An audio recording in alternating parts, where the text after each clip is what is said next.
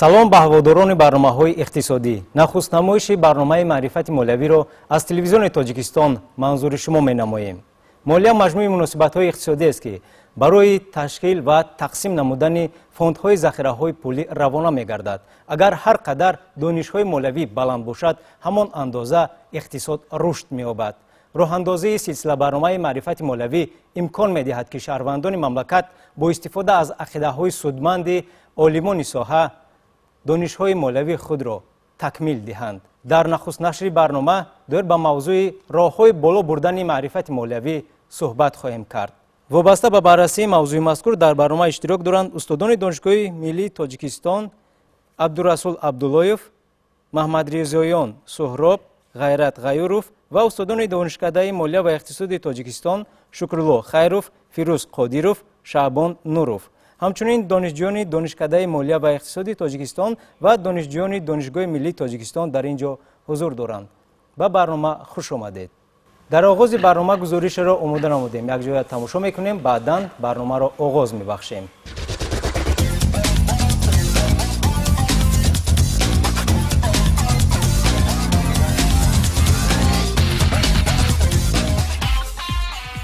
агар ҳар қадар донишҳои молиявии аҳолӣ баланд бошад, ҳамон андоза манбаъҳои даромади иқтисодии мамлакат афзун мегардад. бинобар ин баланд бардоштани маърифати молиявии аҳолӣ дар мамлакат зарур дониста мешавад.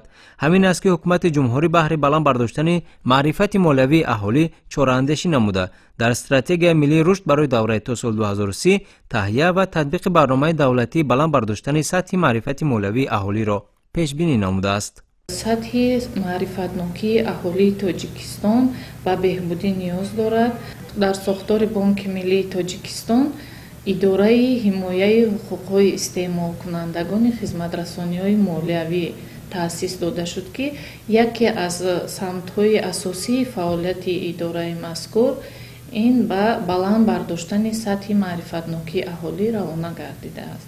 аз пас будани маърифати молиявӣ нафароне ҳастанд ки намедонанд андозро барои чӣ месупоранд ва он барои чӣ ҷамъоварӣ ва ба куҷо сарф мегарданд. ин дар ҳолест ки аксари даромадҳои буҷети давлатиро даромадҳои андозӣ ташкил дода, аз ҳисоби он хароҷоти тамоми соҳаҳои иҷтимоиву иқтисодӣ таъмин карда мешавад. андозҳои супорда дар ҳамин биноҳои навошиёно мераванд, корхонаҳо, мумкин ягон фабрикаҳо.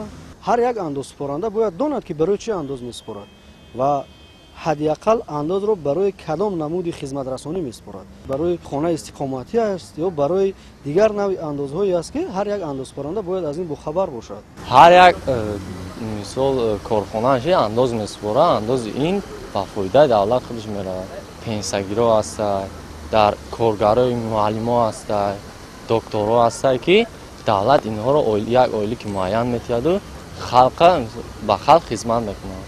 барои баланд бардоштани дониши молиявии аҳолӣ гузарондани як қатор чорабиниҳо аз қабли машғулиятҳои омӯзишӣ бо истифода аз усули инфиродӣ тавассути бозиҳои шавқовар, рӯи чоп овардани китобҳои дарсӣ, маводҳои тарғиботиву ташвиқотӣ ва гузарондани семинару машваратҳо зарурат доранд.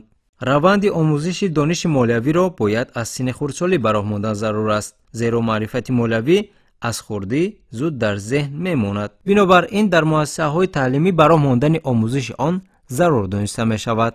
пул ҳамид аз калимаи фикрам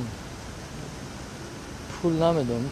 баланд будани маърифати молиявии аҳолӣ ба рушди низоми бонкии мамлакат низ бетаъсир намемонад. донишҳои мукаммали молиявӣ барои дарки хизматрасониҳои бонкӣ кӯмак мекунанд.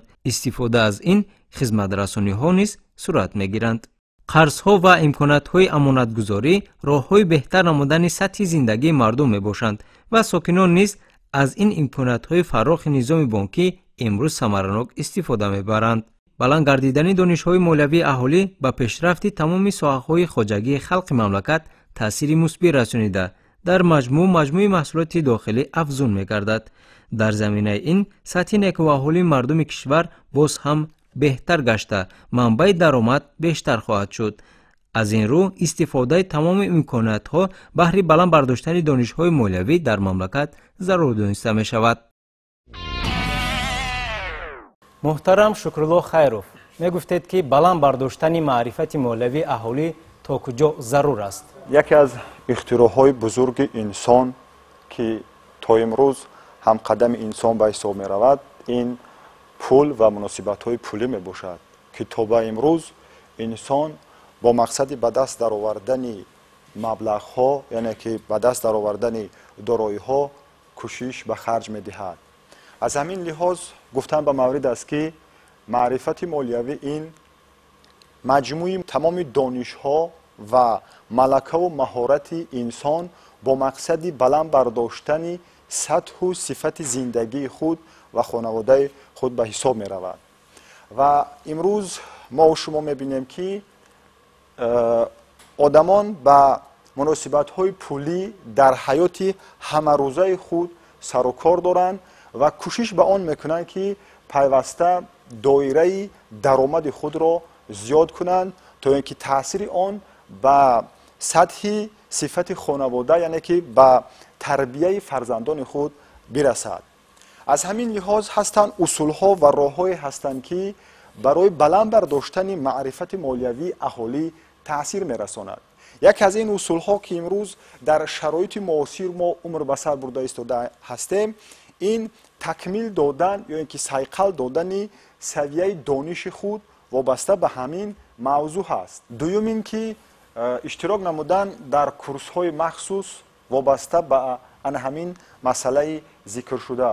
و سوم یکی از تجربه های بزرگ است که این تجربه در کشورهای پیشرفته در کشورهایی که به همین هدفهای زیاد کردن درآمد مالیوی خود رسیدگی هستند با خود گرفتن مشورتچی مالیوی که حتما در همه حالتها میتواند که به شخصی که میخواهد دارایی یعنی که دارایی خود را زیاد کند با این مصلحت‌های مفید وابسته به همین مسئله داده می شود. امروز هم ما در همین مسئله سوم اگر نظر افکنیم در نزد نه تنها شخصانی واقعی حتی در نزد شخصانی حقوقی هم یعنی در کارخانه و مؤسسه و تشکیلات هم هستند پژوهشگاه‌های علمی که وابسته به همین مسئله ها یعنی تحلیل مسئله های مالیوی حالت واقعی امروزه مالیوی چی داخلی کشور چی بیرون رو و چی کارخانه خودی کارخانه و کارخانه های رقیب آن را معین کرده با خودی راهبریت کارخانه یا که راهبریت تشکیلات پیشنهاد میکنند و میتوانند که از همین بحران های مالیوی یعنی که از همین حالتایی که به ضرر مالیوی مؤثر تاثیر میرساند رهایی یابند. تشکر زیاد. عبدالرسول عبداللهیف میگفتید که سطح معرفت مالیوی اهالی چگونه است؟ خب تشکر زیاد. یکی از عامل‌های اساسی که سویه مالیوی جامعه را بلند می‌برد این پیش از همه جاری نمودن برنامه‌ها و اینچنین جاری نمودن روندهای تعلیم در مکتب‌های تحصیلاتی همگانی میباشد و اینچنین رابطه‌های استوار بین آموزگاران و گذراندن هر گونه سمینار مشورت‌ها و اینچنین کنفرانس‌هایی که در بخش‌های گوناگون نظام مالیه دولت معین می‌شوند برگزار نمودن آنها در سطح خوب به راه ماندن میباشد و از مسئله دیگر در آن عبارت میباشد که هرچی بیشتر و زیادتر روی چاپ آوردن کتاب‌های درسی خب مجله دستورهای متدی و اینچنین روندهای گوناگونی که اویدیم بازم وسیع نمودن سویه دانش خب اهالی کشور تاثیر به نهایت خوب میرساند این پیش از همه روی چاپ و در روی چاپ و از چاپ برآوردن برنامه‌ها و کتاب‌های درسی با زبان دولتی میباشد. تشکر زیاد. با کدام راه میتوانیم که معرفت مالیوی اهالی را بلند برداریم؟ ما میتونیم از اصول مکانیزم های گوناگون استفاده کنیم در برابر آن که معرفت مالیوی در مکتب‌های تحصیلات همگانی و مکاتب عالی تدریس شود باید پیش از همه توسط واسطه اخبار عامه و گذراندن کورس‌های سمینارهای مخصوص با جلب دایره البته زیادی استعمال کنندگان از جمله خواجگی‌های خانواده ما میتوانیم معرفت مالیوی مردم را تکمیل دهیم. و یک نکته را من میخوام ذکر کنم که موافق تحقیقات‌های سازمان‌های بین‌الخلقی امروز سطح معرفت‌ناکی مالیوی مردم جمهوری تاجیکستان 2% را همگی تشکیل می‌دهد و از این روز حکومت جمهوری تاجیکستان تصمیم گرفته است که تا سال 2020 سطح معرفت مالی مردم را تا 60% بالا برد. در دایره همین تصمیم‌هایی که حکومت گرفته است من بعد با تشکیل чорабиниҳое ки вобаста ба баланд бардоштани сатҳи маърифатнокии мардум равона карда мешаванд, мо метавонем ки сатҳи маърифати молиявии мардумро дар як муддати кӯтоҳ баланд бардорем.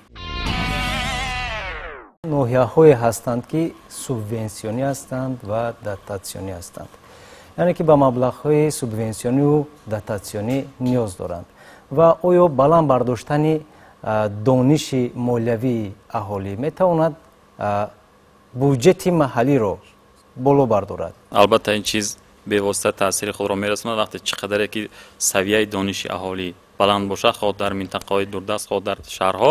ин чиз бевосита ба супоридани андозҳо, баъд дигар омилҳои дигар бевосита метавонад таъсири худро расонад ва аҳолӣ аз ин чиз бархурдор бошад. агар ин чиз барои пур кардани буҷа ва сари вақт супоридани андозҳо бевосита робитаи наздик дорад. ноҳияе ҳаст ки бисёр аҳолии онҳо хоҷагиҳои хонаводагӣ хати сару кор мегиранд. масалан вилояти мухтори кӯҳистони бадахшон аҳолии қобили меҳнати онҳо дар истеҳсолот кам аст ва бисёри фаъолияти хоҷагидории онҳо ба хоҷагиҳои хонагӣ нигаронида шудааст ва онҳо ба талаби субвенсия ва дотатсионӣ будани ин маблағҳоро мусоидати давлат ба онҳо хеле зиёд аст. чӣ гуна зиёд шуда метавонад? масалан онҳо супорандаи як намуди андоз ё ин ки ду-се намуди андоз мебошад. аз ҳамин рӯ онҳо талабад субвенсия ё ин ки дотатсияро доро мебошанд ва ҳукумати ҷумҳурии тоҷикистон тасмим гирифтааст ки барои баланд бардоштани савияи дониши молиявии аҳолӣ дар чунин ноҳияҳое ки дурдаст ҳастанд ва дар истеҳсолот саҳми онҳо камтар аст, бештари истеҳсолоти онҳо ба хоҷагиҳои хонаводагӣ ки нигаронида шудааст, баланд бардоштани савияи молиявии онҳоро бо тариқи он семинарҳо, омӯзишҳо ва истеҳсол ба корхонаҳои хурди истеҳсолӣ ба роҳ мондан дар чунин ноҳияҳои дурдаст ки бартараф намудани ҳамин ҳолатҳое ки талаби субвенсия ва дотатсия дида мешавад аз байн равад. ва инчунин ҳукумати тоҷикистон тасмим гирифтааст ки хоҷагиҳои хонаводагиро зиёд намуда дар ин баробар аҳолии қобили меҳнате ки бештари онҳо дар хона ба ягон фаъолият яъне ки қарор надоранд, онҳоро ба фаъолиятҳои хоҷагиҳои хонагӣ ба роҳ монанд. ба роҳ мондани ҳама он маҳсулотҳои миллӣ аз қабили адрасбофӣ, чакандузӣ ва дигар намуди молҳое ҳастанд ки хоҷагиҳои хонаводагӣ ташкил медиҳанд ва он занҳо, модарон ё ки духтароне ки дар оилаҳои дурдаст ҳастанд, яъне ки мо дар назар дорем ноҳияҳое ки дар он ҷо истеҳсолот кам ба назар мерасаду яъне талаботи аҳолӣ зиёд аст барои фаъолият намудан. дар қонуни ҷумҳурии тоҷикистон дар бораи молияи давлатӣ ду мафҳум истифода бурда мешавад. яке аз онҳо масалан дотатсия мебошад. дотатсия ин маблағи пулие мебошад ки аз ҳисоби сатҳи болоии буҷет ба сатҳи поёнии буҷет, яъне ба буҷетҳои маҳаллӣ ҳамчун кӯмакпулӣ равона мегардад ба тариқи беподош бебозгашт. субвенсия бошад ин маблағи буҷетӣ мебошад ки аз сатҳи болоии буҷет ба сатҳи поёнии буҷет ба буҷетҳои маҳаллӣ инчунин ба шахсони ҳуқуқӣ дода мешавад ба тариқи мақсаднок дода мешавад ки масалан вақте ки маблағ аз сатҳи болоии буҷет яъне аз буҷети ҷумҳуриявӣ ҷудо мегардад, бояд ҳамин маблағҳо самаранок мақсаднок истифода бурда шавад. масалан дар ҷумҳурии тоҷикистон ҳамаи ноҳияҳои мо, ҳамаи шаҳрҳои мо як радиф рушд кардагӣ нестанд. аз ҳамин сабаб буҷетҳои маҳаллии ҳама ноҳияҳо аз рӯи нақша пур карда намешавад, барои ин ки он ҳамон ноҳия аз ҷиҳати бигӯем ки саноатӣ ё ин ки аз ҷиҳати аграрӣ рушд кардагӣ нест.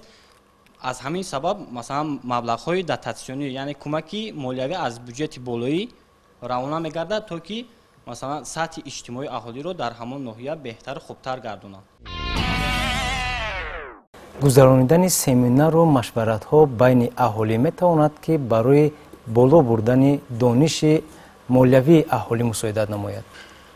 гузаронидани конференсу семинарҳо, маҳфилҳо ин аз он шаҳодат медиҳад ки маърифати молиявии шаҳрвандони мо ба як дараҷа боло рафта истодааст ва ин имконият медиҳад ки ҳар як хонавода маблағҳои пулие ки ба даст меорад онро мақсаднок истифода барад ва мақсаднок истифода бурдани маблағҳои пулӣ ва дороиҳое ки шаҳрвандони мо доранд ё ки оилаҳои мо доранд, ин барои онҳо аҳамияти калон дорад. барои чӣ? барои ин ки яке аз манбаъҳои асосие ки буҷети оилавиро ғанӣ мегардонанд ин идоракунии маблағҳои пулӣ ва дороиҳои ҳар як шаҳрванд мебошад. агар оила ҳамин маблағҳои пулиро мақсаднок истифода бурда тавонад, ин яъне идоракунии буҷаи оила дуруст ба роҳ монда шудааст. мо масалан ду оиларо мегирем. як оилае ки масалан маблағҳои пулиро гуфтем, маърифати молиявиаш баланд мебошад, дониши хуби иқтисодӣ дорад, аз фанҳои иқтисодӣ, молиявӣ, бонкӣ ва андоз хабардор аст, маълумоти олӣ дорад. ин маблағҳои пулие ки ин ба буҷаи ин оила ворид мешавад, онҳо ҳаминро мақсаднок истифода бурда метавонад. инҷа гап дар бораи мақсаднок ва самаранок истифода бурда тавонистани маблағҳои буҷаи гап меравад ва мафҳуми маърифати молиявиам дар ҳамин зоҳир мегардад. агар мана дуюм тарафаша гирем, оилае ҳаст ки маблағҳои пулии нақс ба буҷаи оила ворид мешавад, лекин онро аз рӯи ҳамун мақсаднокаш истифода бурда наметавонад. яъне ин аз он шаҳодат медиҳад ки маърифати молиявӣ дар ҳамин оила коста аст ва гузаронидани мана семинару конференсу маҳфилҳо ҳамин имконият медиҳад ки маърифати молиявӣ баланд бардошта шавад. агар ҳамин маърифати молиявӣ дар шаҳрвандони мо баланд бардошта шавад, ман фикр мекунам ки буҷаи ҳар як оила сар карда аз оила то давлат ғанӣ мегардад. оилаҳое ки сарчашмаи даромади хуб доранд ва он оилаҳое ки ба ғайр аз фаъолияти ҳаррӯзаи худ боз манбаъҳои даромади иловагӣ доранд, он оилаҳо метавонанд ки маблағҳои барзиёдии доштаи худро дар муассисаҳои молиявӣ ё ки ба истлоҳи дигар дар бонкҳои дохилии мамлакат нигоҳ доранд, ки дар натиҷа боз ҳам як даромади хуб ба буҷаи оила мегардад. албатта имрӯз мо гуфта метавонем ки муносибатҳои молиявӣ ба ташкилотҳои қарзӣ алоқамандии бениҳоят зич дорад ва дар ин радиф алалхусус бонкҳои тиҷоратӣ ва ташкилотҳои молиявии қарзӣ вазифадор ҳастанд ки бо мақсади баланд бардоштани маърифати молиявии аҳолӣ корҳои фаҳмондадиҳиро дар баробари ҷалби муштариёне ки ба бонкҳо яъне ҷалб карда мешавад, яъне корҳои фаҳмондадиҳиро бештар гузаронанд ва бештар ба роҳ монанд. агар мо аз як лиҳоз ба ҷалби муштариён ба бонкҳо яъне ки зиёд карда шавад ва даромади худи пасандозгузорон аз ҳисоби пасандозҳои гузоштаашон зиёд шавад, яъне аз дигар лиҳоз яъне кам будани шумораи муштариён ба даромаднокии бонкҳо таъсир мерасонад. биёед мо мебинем ки таъсири буҳрони молиявии ҷаҳонӣ ки ба тамоми вазъи молиявии ҷаҳон таъсири худро мерасонад, дар баъзе ташкилотҳои қарзии ҷумҳурии мо ҳам таъсир расонид ва дар навбати оне ки таъсири буҳрони молиявӣ ба бонкҳо яъне таъсири худро расонид, яъне ҳолати яъне омили дигари пас будани маърифати молиявии муштариён ва аҳолиян ба вазъи ҳамин бонкҳо таъсир расонид. яъне дар ҳолати буҳрони молиявӣ муштариён ба бонкҳо яъне ба дороиҳои бонкҳо, ба яъне активҳои бонкҳо, ба сарчашмаҳои бонкҳо ки маълумот надоштанд, якбора он муштариёне ки ба бонкҳо пасандоз гузошта буданд, яъне талаби пасандоз ва фоизи пасандози худро карданд ва дар ҳамин ҳолат ки муҳлати шартнома ба яъне шартномаи байни бонк ва муштарӣ ба итмом нарасида буд, дар ин ҳолат ба вазъи молиявии бонкҳо таъсир расонид ва бонкҳо натавонистанд ки якбора пардохтпазир бошанд ва талаботи муштариёни худро яъне баргардонад ва ин ба вазъи молиявии бонкҳо таъсир расонид. аз ҳамин лиҳоз агар ки бонкҳо ҳам дар баробари дигар вазорату идораҳо ба корҳои фаҳмондадиҳӣ байни муштариён байни аҳолӣ гузаронанд, ин метавонад ки ба вазъи яъне ки ба маърифати молиявии аҳолӣ таъсири худро расонад ва аҳолӣ ҳам ки дар баробари он ки аз анамин маърифати молиявӣ ё ин ки саводнокии молиявиаш ки баланд бошад, онҳо метавонад ки дар кадом ҳолат ташкилоти қарзӣ ё ин ки бонк яъне муфлис шуда метавонад ва муфлис шуда эълон мешавад ва аз ҳамон яъне ки маблағҳои гузошташудаи худ, пасандозҳои гузошташудаи худро сари вақт гирифта метавонад. барои ҳамин баланд будани маърифати молиявии аҳолӣ ба вазъи молиявии бонкҳо, ба вазъи молиявии ташкилотҳои қарзӣ бениҳоят таъсири خوب میرساند. تشکر زیاد. نگاه داشتن مبلغ رو در خانه چگونه شرح میدهید؟ خب پیش از آن که ما مبلغ‌های خود را صرف میکنیم و خراجات را کم میکنیم و اهالی باید مفهوم‌های پسنداز، امانت، قرض و این چیزها را داند. یعنی سوادناکی مالیوی اهالی باید به این چیزها رسد و تا فهمیش پیدا کند که پسنداز چی است، امانت چی است و قرض چی است. یعنی به این چیزها سرسری نگاه نکنیم. بعد وقتی که مثلا مزاج و از بانک قرض میگیرد و پرداخت پذیری مزاج گم میشود از بین و قرض بر نمیگردد، الکی این به شخصی که پسنداز گذاشته است به این نیز تاثیر به واسطه خود را میرساند و پرداخت پذیری بانک نیز زیر خطر میاد. به همین خاطر امروز سال 2012 اساسیاسیون بانک‌های تاجیکستان با همکاری با کادر فعالیت بانکی دانشگاه ملی و یک دستور متدی از جانب استادان ترتیب داده شد و راه اندازی شد به نشر رسانیدیم که فکر میکنم یک دستاورد است در همین بلند برداشتن سویه مالیوی اهالی. بعد چنین کارها باید زیادتر انجام داده شود، به نشر رساندن این چیزها بیشتر به راه مانده شود. بعد اهالی تا که ماهیت یعنی پسنداز درک کنند ماهیت این چیز رو و مبلغ‌های خود را نه اینکه در خانه بلکه در بانک گذارد و مبلغ‌ها در اقتصادیات گردگردشی به میان آید و تواند که یعنی به اقتصاد ملی ما این مبلغ‌ها کمک رسانند برای رشد و انکشاف. دانشجوی دانشگاه ملی تاجیکستان حسین دلشاد در برابر سخنرانی استادان ما نیز می‌خواهیم یک فکر و عقیده خود را قید نماییم که چطوری که استاد قید کردن سراول این یعنی معرفت مالیوی این ثمراناک استفاده بردن همه آن درآمدهای عائله میباشد. سراول او عائله چقدر مبلغی را که در مدت یک ماه به دست میآورد او تمام خراجات‌های خود را طرح کرده فایده اساسی خود را باید او جدا کرده بعداً به تشکیلات قرضی توسعه داده می شود که آن را پس انداز کند. هنگام نگاه داشتن عموما پول مبلغ در خانه حالت‌های فورس ماژوری در این حالت به وقوع آمده می تواند. یعنی این چی معنا دارد؟ هنگامی که مثلا خدای نکرده آن خانه به سوختار مبدل می‌گردد یا اینکه یگان آبخیزی تمام مبلغ‌های نگاه داشته در خانه او از بین می‌رود. در این حالت تشکیلات قرضی هنگامی که او به تشکیلات قرضی پسنداز میکند پسندازها میشود مهلتناکی و تو درخواستی. هنگامی تو درخواستی آن شخصی که به تشکیلات قرضی پسندازی خود را کرده است در دل خواه وقت میتواند که سوم خود را برگشته بگیرد. در این حالت میتواند که در تشکیلات قرضی همه پولهای گذاشته او فایز گرفته باز قسمت مبلغ آن بر زیاد شود و در آینده برای خراجات کردن یگان مقصدهای خود آن را خراجات کند و هنگام پسنداز کردن این گونه مبلغ‌ها از جانب یک شخصیت سراول او باید مقصد داشته باشد که همین مبلغ خود را او در چی استفاده میبرد و برای همون مقصدش را نایل گشتن پولهای خود را او باید پسنداز نماید.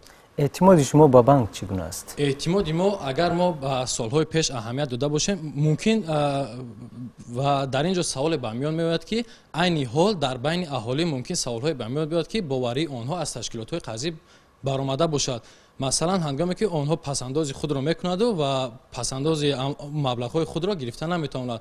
اگر به سالهای پیش ما با دولت‌های ابرقدرت دنیا اهمیت دهیم آنها نیز به بحران‌ها مبادل گشتند، ولی این یک دوره گذریش است. آن میتواند که در یک مدت کوتاه همین دوره را پس سر نماید و در یگان جا نآمده است که تشکیلات قرضی هنگامی که مبلغ یک شخص را گرفته و او را برگرداندن نمیتواند. امروز برابر آنه که میزاجان بانک بسیارتر جلب کرده شود به مؤسسه‌های مالیوی و قرضی در مد اول قرار میگیرد اعتماد میزاجان از طرف مؤسسه‌های مالیوی و قرضی. در حالتی که از طرف مؤسسه‌های مالیوی و قرضی یا بانک‌ها اعتماد و عهده‌داری آن نسبت به میزاجان زیاد است، در این حالت میزاجان میتوانند که به یگان ممانعت آن مبلغ‌هایی که در خانه در بودجه خود دارند میتوانند که در مؤسسه‌های مالیوی و قرضی یا اینکه بانک‌ها پسنداز نمایند و آنها را در حالت‌های ذیل خود استفاده ببرند. баланд бардоштани маърифати молиявӣ оё метавонад ба боло бурдани иқтисоди миллӣ замина гузорад? албатта пеш аз он ки мо сатҳи маърифатнокии субъектро муайян кунем дар назария ду нишондиҳанда мавҷуд аст. якум нишондиҳанда ҳамин аст ки бояд хароҷот ҳатман аз даромад кам бошад ва нишондиҳандаи дуюм бояд қисмате ки аз ҳисоби хароҷоти кам сарф карда мешавад бояд сармоягузорӣ карда шавад ва пасандоз ҳамчун сарчашмаи муҳими сармоягузорӣ ба соҳаҳои гуногуни иқтисоди миллӣ бо истифода аз фишангҳои молиявӣ албатта имконат медиҳад ки тавассути баланд бардоштани маърифати молиявӣ мо тавонем ки ҳиссаи муайяни маблағҳои сарфшударо ҳам чӣ хеле қаблан қайд намудан пасандоз кунем ва дар навбати худ пасандозҳои мо дар шакли қарзҳои бонкӣ ба иқтисодиёт ворид карда шавад. یک نکته رو من میخوام در اینجا با تاکید کنم که ضمن سخنرانی خود پیشروی ملت در 10 سالگی قبول قانون جمهوری تاجیکستان درباره تنظیم عنعنه و جشن مراسم در جمهوری تاجیکستان قید کردند که با قبول شدن قانون و با تنظیم در آمدن خراجات مردم در 10 سال اخیر اهالی کشور توانستند که حسابی مبلغ‌های صرف شده 18 میلیارد سومانی را صرف نمایند. البته 18 میلیارد سومانی این یک سرچشمه مهمی پسنداز برای اقتصادیات ملی است و یک مسئله بسیار مهم در تشکل معرفت مالیوی مردم جمهوری تاجیکستان این فعالیت نظام مالیوی کشور است. از جمله مثلا رفتاری تا یک اندازه گوناگونی بانک‌های نظامساز کشور که با کوسته گردیدن باوری مردم به نظام بانکی آورده رسانید در نتیجه نتوانست که مبلغ‌های صرف شده را با اقتصاد ملی وارد کند. از این رو اگر ما معرفت مالیوی مردم را بلند برداریم و چخیلی قبلا قید نمودن در همین روند بانک‌ها و مؤسسات مالیوی فعالانه شرکت کنند، البته همین قسمت مهم که در شکل پسنداز اهالی البته در خانه‌ها در خواجگی خانواده نگاه داشته می شود میتواند به اقتصاد کشور نقش موثر داشته باشد. در برابر این یک نکته مهم را من میخوام قید کنم که امروز اقتصادیاتی که ما داریم اقتصادیات استعمالی است، یعنی قسمت زیادی درآمدهایی که از حساب فعالیت‌های گوناگون صاحبکاری به دست آورده میشوند غیر مقصدانه استفاده کرده میشود. برای مثال ما میتوانیم بگیم که اگر درآمدی که خواجگی دهقانی به دست میآورد مثلا بر عوضی که چاره‌بینی‌های معین اگرتکنیکی گذراند حاصل که زمین را بلند کند، مثلا برای خرید جهاز خانه، عوض کردن ماشین و هر گونه خراجات‌های به هر گونه سمت‌های روانه کرده میشوند که به‌واسطه به اقتصاد نمیتواند فایده بیارد. همین نکته را نیز پیشروی ملت سال 2014 ضمن واخری خود با صاحبکاران سرمایه‌گذاران تاکید ساختند که من بعد باید نه تنها اهالی بلکه سوبیکت‌ها شخصان حقوقی که به فعالیت صاحبکاری مشغولند در تکمیل معرفت مالیوی خود کوشش کنند. از جمله این شروع میشه از شخصیت خود صاحبکار، کسبیت منیجر و تا به سطح کارمند عادی یا که اهالی هر یک شخص واقعی باید رسید نشد. در بین مردم بعضا مفهوم‌هایی هست یا بعضا مسئله‌های وا می‌خورند که علاقه چشمرس هستند، عموما دایر به اندازبندی. بعضا نفرها از سپاریدن انداز سرکشی میکنند. نظر شما همچون استاد فن چگونه است؟ مثلا در جمهوری تاجیکستان فرهنگ اندازستانی بعد با دست آوردن استقلالیت دولتی خیلی هم مشخص و آسان فهم، یعنی که به میان آمد. طبق قرار حکومت تاجیکستان کدکسی نوی انداز جمهوری تاجیکستان که سال 2012 به تصویب رسید و مورد عمل قرار گرفت. در حالتی کدکسی نو با مورد عمل قرار گرفتن اون پرسش و سمینارهای آموزشی بین اهالی و بین کارخانه و تشکیلات و مؤسسه های چه بودجتی چه شخصان واقعی حقوقی بود شده گذرانید و قابل قبول گردید که از 21 نامگوی اندازها به 10 نامگوی اندازها 8 نامگوی اندازهای جمهوریوی، 2 نامگوی اندازهای محلی و 4 نظام مخصوص در کدکس نو آورده شد و این چنین طبق دستور سپارش‌های حکومت جمهوری پیش از آن که همون ناظر انداز برای ستانیدن انداز یا کارخانه تشکیلات مؤسسه یا که به منزل استقامتی برای سپاریدن انداز طلب اون رسیدهای اندازی را طلب نمایند، فرهنگ سپاریدن انداز را یا اینکه به تشکیلات یا مؤسسه طبق معیار و فایزهای خود یا اینکه به اهالی قابل مهنت که بیشتر آنها به خواجگی‌های خانوادگی نه اینکه آنها سپارنده همه نمودی اندازها می باشند گفت و شنید به میان آورد، یعنی که چقدر معیار می سپارند، آنها با طریق کدام نمودی بانک باید آنها رسیدها را به دست بیارند و بین آنها جنگ یعنی که مناقشه به میان آید، یعنی که اهالی قابل مهنت نه همه آنها تصوراتی سپاریدن اندازها را دارند. از همین لحاظ آنها سرکشی از سپاریدن انداز را میکنند. امروز طبق نظام ساده کرده شده اندازبندی و 4 نظامی که در کدکس انداز آورده شده است خیلی بهبودی در صاحبکاران انفرادی دیده می شود و با خواجگی خانوادگی نیز دیده می شود. مثلا خواجگی خانوادگی برای تشکیل نمودن جایهای کاری نوی کاری آنها برای سپاریدن انداز طبق مهلت معین آزاد کرده می شوند تا اینکه اهالی قابل مهنت معرفت مالیوی آنها نیز زیاد رود و سپارنده انداز باشند و غنی گردانیدن بودجه از همینها وابستگی زیست دارد. در برابر کارخانه های دیگر نیز تشکیل نمودن سمینار آموزش ها بین ناحیه های جمهوری، بین خواجگی خانوادگی، بین کارخانه و تشکیلات مؤسسه ها، بین صاحبکاران نیز دیده می شود. چی باید کرد که معرفت مالیوی انداز سپارندگان را بالا برداشت؟ کدام راه‌های мавҷуд аст? кадом методҳоро мо истифода бурда метавонем? агар чӣ қадар маблағҳои буҷетӣ дар сари вақт ба буҷет ворид шавад, ин ба рушди иқтисодиёти миллӣ ва бахши воқеи он аҳамияти калон дорад. чунки ин маблағҳое ки дар вақти буҷет тасдиқ карда мешавад, ҳама ин ба назар гирифта мешавад. хуб дигар монеое ки барои пардохт кардани андозҳо монеагӣ мекунад, ин аз паст будани сатҳи маърифати молиявии андозпорандагон мебошад. ва ин шуда нест ки бана бисёр хоҷагоҳи деҳқонии фермерӣ хуб ва хусусӣ маълумоти олӣ пурра надоранд, маълумоти олӣ надоранд ё ки бошад пурра ҳам нест, маълумоти миёнаи таҳсилоти умумӣ доранд ва ҳамин конферансҳо семинарҳо гузаронида намешавад.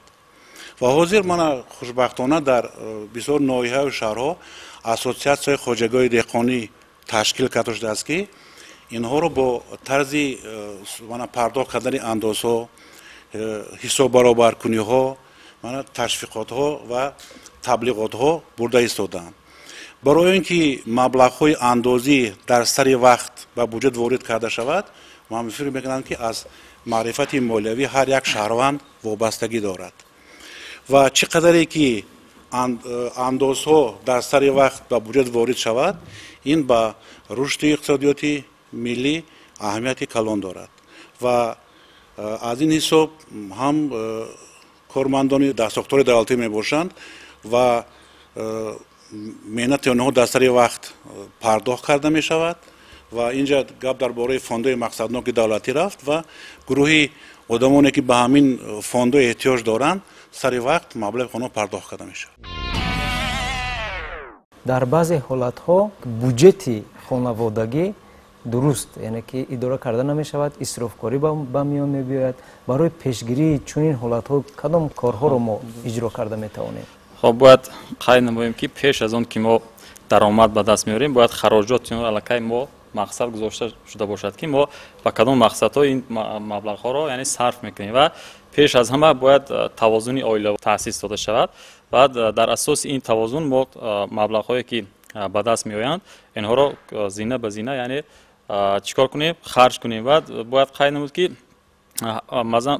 баъзан мешавад ки даромадҳои мавсимӣ ба даст меорад хонавода ва ин даромадҳои мавсимиро на ин ки дар 1 моҳ 2 моҳ, балки ба 12 моҳ тақсим кунад ва ин камкам аз ин даромадҳо низ истифода кунад ва маблағҳое ки сарфа карда мешавад дар натиҷаи сарфакунӣ метавонад ки ба сармоягузорӣ, ба соҳибкории хурдумиёна, ба пасандоз ба бонкҳо гузорад ва яъне ба ин роҳҳо сатҳу сифати зиндагии худро аҳолӣ метавонад ки баланд бардорад. ташаккури зиёд. қонуни ҷумҳурии тоҷикистон дар бораи танзими анъана ва ҷашну маросим қабул шудааст ки ин метавонад ба пешгирии исрофкорӣ мусоидат намояд. назари шумо дар ин маврид чи аст? ташаккури бисёр. дар ҳақиқат маърифати молиявӣ аз буҷаи оилавӣ сарчашма мегирад. яъне чӣ қадаре ки самаранокӣ дар буҷаи оилавӣ дуруст ба роҳ монда шавад, аз ҳамон муайян карда мешавад ки маърифати молиявии хонавода ба сатҳи зарурӣ рафта расидааст. як нуқтаро ёдовар шудан ба маврид аст ки ҷумҳурии тоҷикистон баъд аз соҳибистиқлол ба даст даровардан аз як шакли иқтисодӣ ба шакли дигари иқтисодӣ гузаштааст. яъне шакли пеши иқтисодӣ дар бораи маърифати молиявӣ ва баланд бардоштани маърифати молиявӣ на он қадар таваҷҷӯҳи бештар дошт.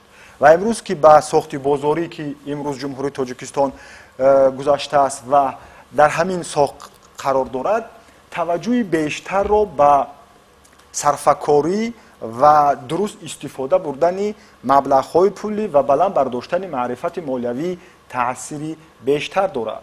хуб пеш аз қабули қонуни ҷумҳурии тоҷикистон дар бораи танзими анъана ва ҷашну маросимҳо агар назар афканем, мебинем ки мардум ба ҳамон дараҷа маърифати молиявӣ дар сатҳи паст қарор дошт ки наметавонистанд و تصورات هم نداشتند که مبلغ‌های پولی خود را در کجا صرف کنند و آنها بیشتر به زیاده‌روی و گذراندن معرکه و مراسم‌هایی که سرخرج هستند و از گذراندن و خراجات آن معرکه‌ها یگان منفعت به خود، به خانواده خود و به جمعیت و به اقتصادیات کشور نمی‌رسانید.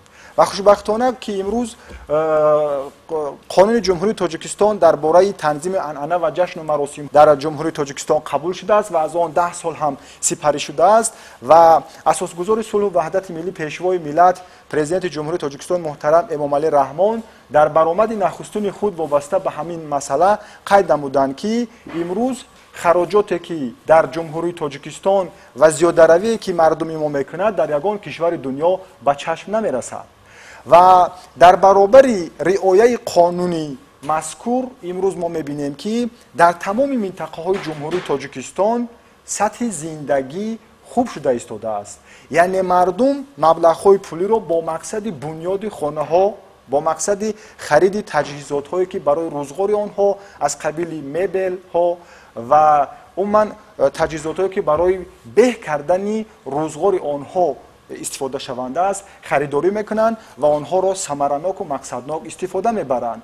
دوم نقطه این است که مبلغ هایی که آنها پیش از قبول قانون صرف میکردن امروز آنها را با مقصدی بلند برداشتن تعلیم و تربیت فرزندان خود استفاده میبرند که در عموم بلند بودن معرفت مالیوی از سویه دانش و تعلیم و تربیت فرزند وابستگی دارد.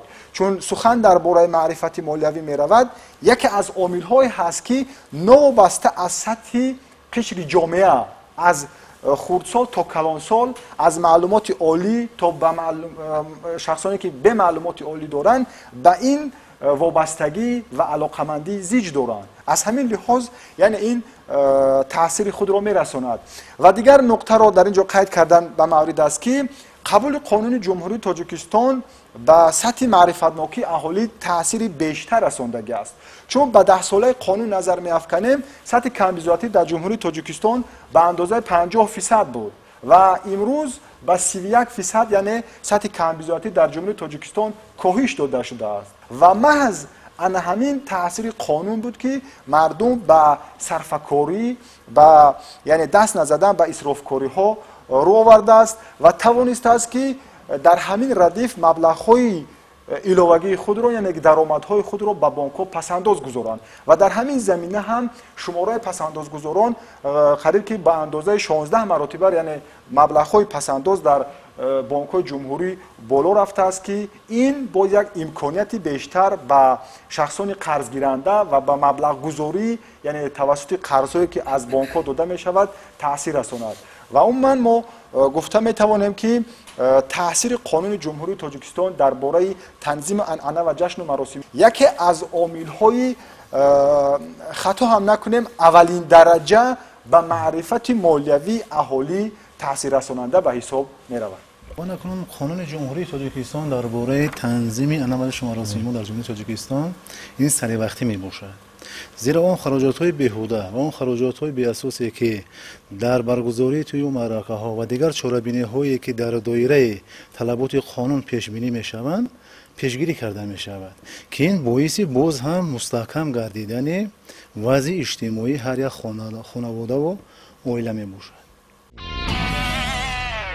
البته معرفت مالیوی یکی از عامل‌هایی هست که با هر راه و واسطه امروز باید که بلند برداشته شود و اهالی تواند و داند پیش از همه که مبلغ‌های پولی را با کجا خراجات میکنند و از آنجایی که خراجات میکنند چی به دست میارد.